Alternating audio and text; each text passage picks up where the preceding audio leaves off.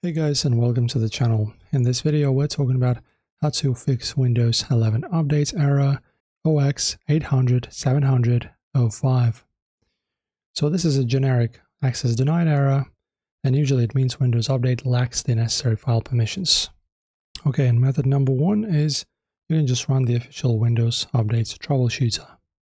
So go to the settings, then System, then you go to Troubleshoot. There you go, right here. Then click Other Troubleshooters. Then you need to find Windows Update right here, and then just run it. And when you do, let the process finish, apply any suggested fixes, and then restart your PC. And then guys, I will also give you a few commands to restart the Windows Update cache. So let me do that. So guys, you need to run these commands first, so run them one by one. In order to run these, you just open up the command prompt right here. There you go. And in this black window, you input each and every one of these commands one by one, one after the other. Then do this, rename the cache folders. So just navigate to these paths, right? And just rename them. And then start the services again.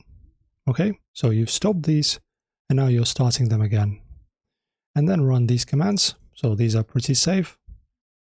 This one, and let it finish. Let me open up another iteration, and this other command as well, SFC scan now. Okay, and this should fix you guys. So go ahead and try this out. If this helped, don't forget to subscribe as always.